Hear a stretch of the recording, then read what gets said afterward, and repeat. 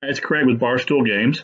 Just want to make a video about All-Star Lineup Baseball, kind of get under the hood a little bit, give you an idea of what my philosophy was behind the game and how everything works for advanced gameplay. Just as some background, I'm 53, live in Texas, obviously. And I've been a fan of tabletop sports games forever. I mean, primarily baseball. I mean, I played just about every baseball game out there at one point or other. Stratomatic, All-Star Baseball was one of my favorites, where you had little pockets you put the discs in and the spinners and everything. I was like Stratomatic, APBA, you name it. Recent stuff, I like History Maker Baseball because the outcomes are so unique. It's a lot of fun to play. But what drove me to create All-Star Lineup Baseball was I wanted to play a game where I didn't have to refer to charts, to a thick rule book. I wanted to basically play the game as it laid out on the desktop, on your tabletop, without having to do any of that. And so that was kind of my driving thought behind it. But I still wanted it to be statistically accurate and obviously fun. I mean, it sits, for all of us that are hardcore baseball guys, it doesn't sit at that end of the spectrum. Okay, it's not, a game where, while it's statistically accurate, you can just replay seasons and so forth. That wasn't my intent in doing it. Okay, it works for that. It does a good job of it. But you're probably for something else for that, and that's fine. This game is meant, really, my initial thought was you could sit down head to head with a 10-year-old and play this game. You can play it in basic mode if they don't have a lot of baseball knowledge yet, to teach them the game, and then you can skip to advanced mode and they'll learn basically everything they need to know about the game. So you can take a novice and get them in the game. And I wanted to put it all in a package or an overall game that would appeal to more than just hardcore baseball people. Okay, and yet still too, I wanted it to appeal to us baseball guys. So I think I've hit somewhere in the middle. You may think I'm too far one way or the other, and that really is just relative to your experience and what you like to play. Okay, what this is not is it's not a game where every outcome is determined for you.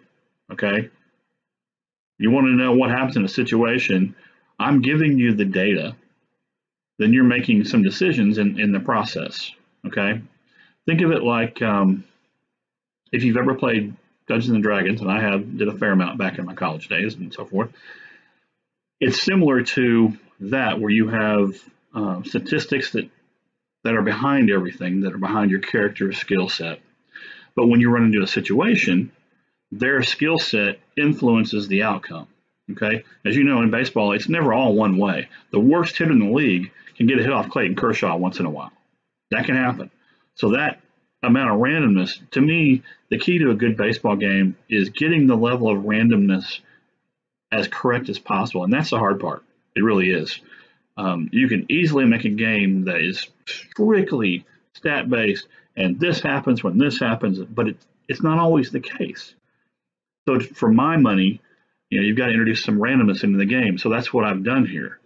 That's the kind of game that I'm looking for. Just and I don't want to go on and on about it. Obviously, if you have more questions about that, you can ask me. But that's my philosophy behind how the game works.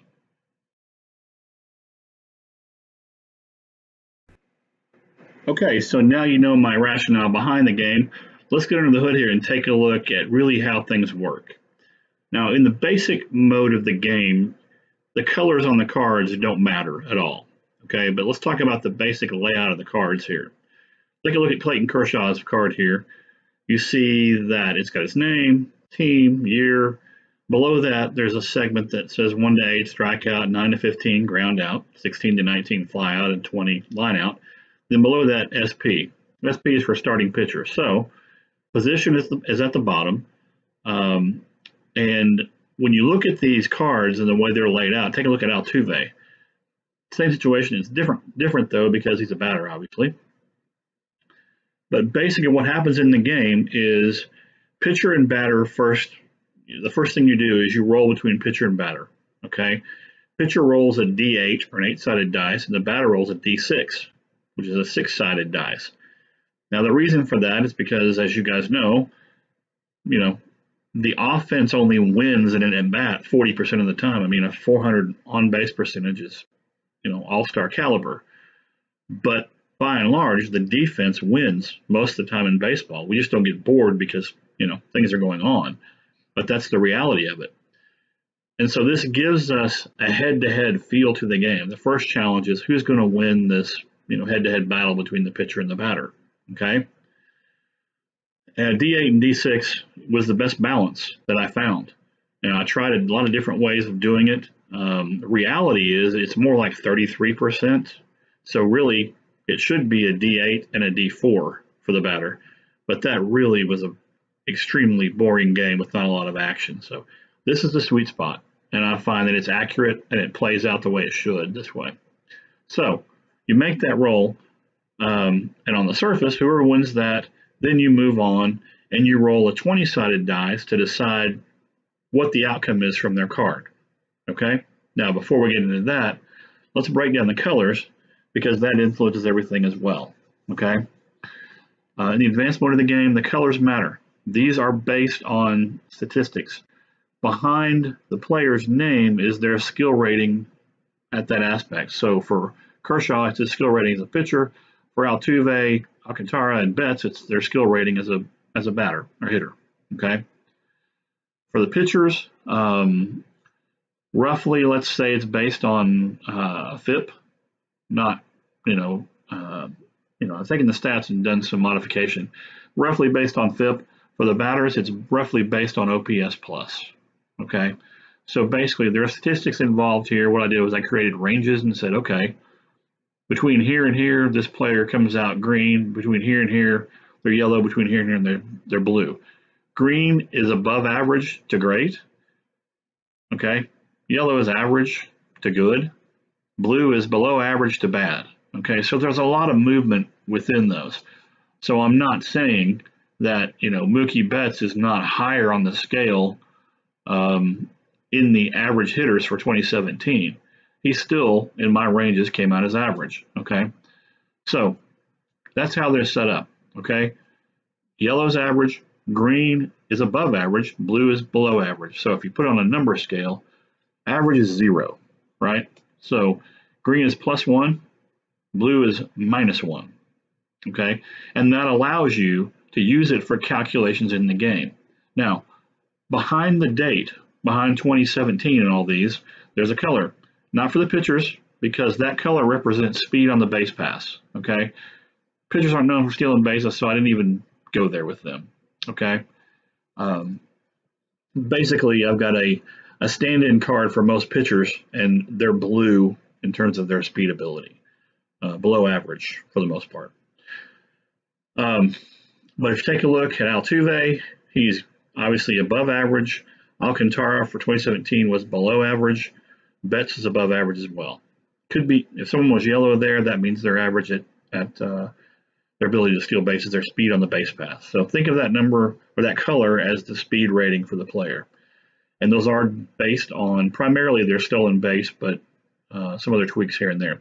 Now at the bottom of the card, behind fielding, RTOT is the primary basis I use, but as I say, I tweak some of these a little bit. So that's the stat that it primarily represents. So it's their total ability as a fielding player. Okay. And again, yellow, blue, and green. Or I'm sorry, green, yellow, and blue if you want to be in order. Okay. So think of that and keep in mind, green is +1, yellow is +0, and blue is -1. Okay. So let's talk about an at-bat.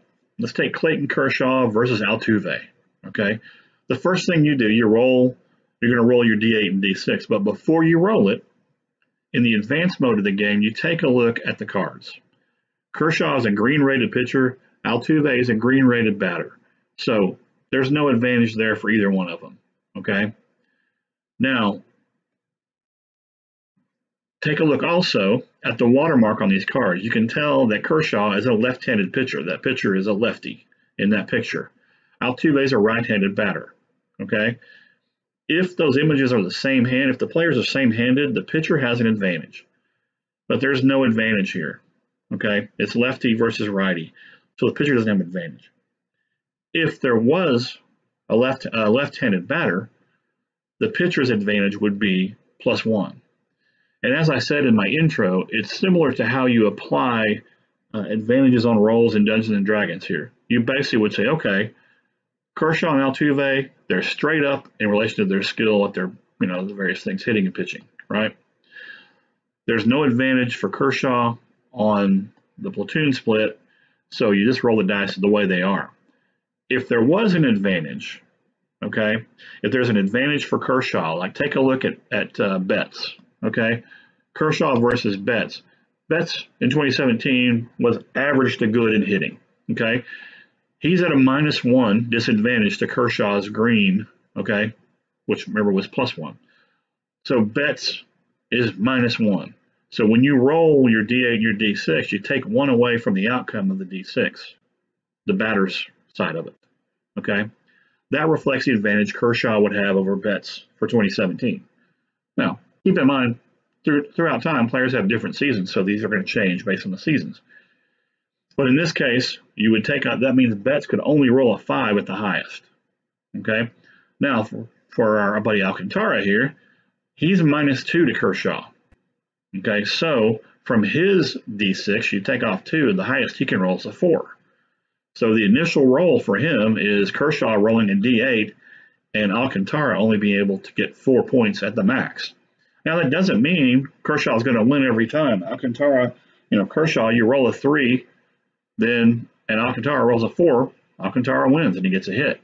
But if Kershaw's going to win more often than not, and in 2017, you put these two guys head to head, that's what this reflects. That's what's going to happen. Okay. Now, when there's a tie, okay, when after you do your modification, okay, because that's the first thing you do is decide, okay, are there any modifications for this dice roll? Okay. If there are not, or after you've done them, either way, okay,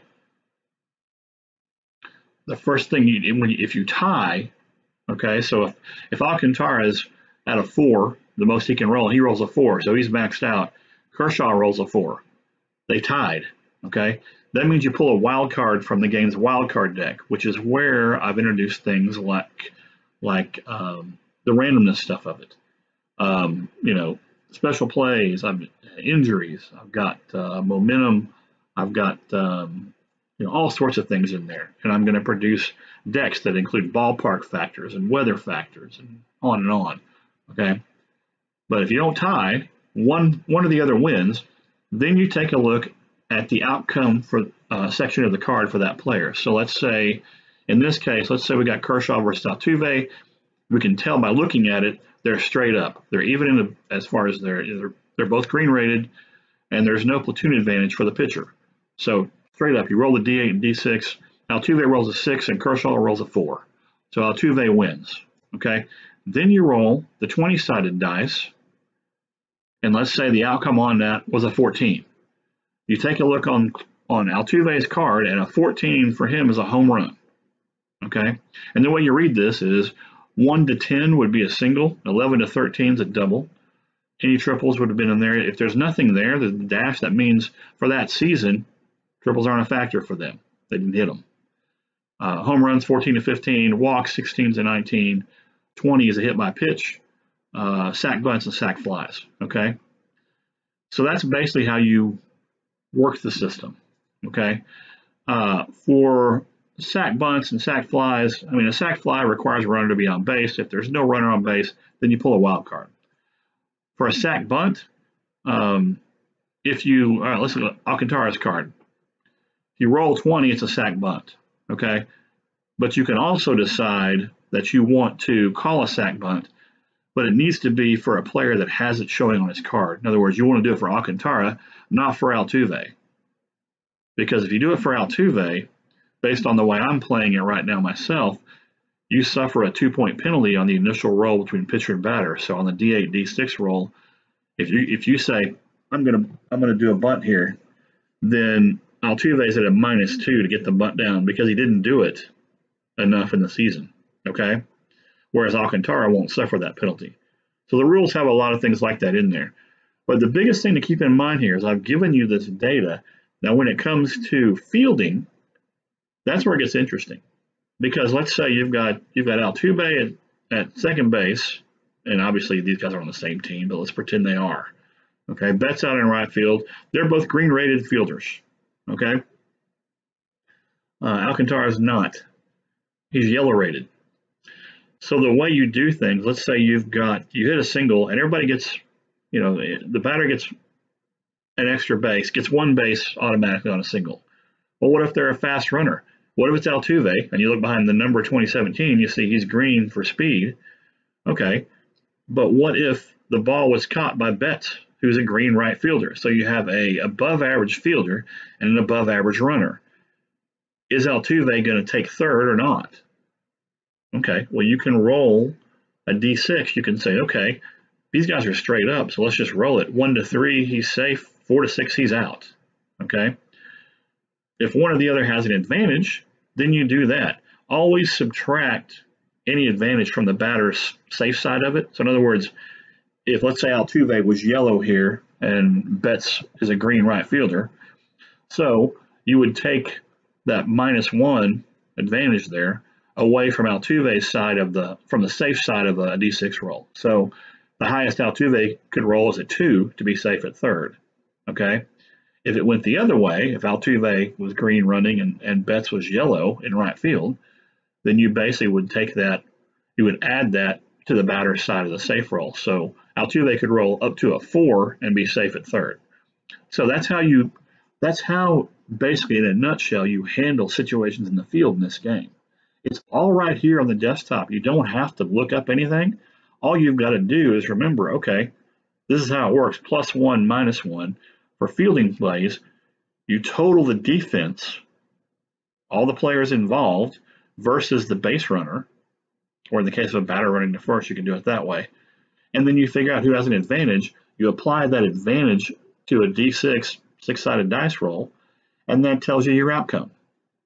It's very simple and very straightforward. And once you get the hang of it, you can do it very quickly in the game on the fly.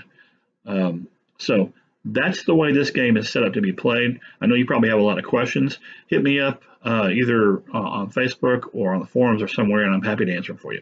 Thanks.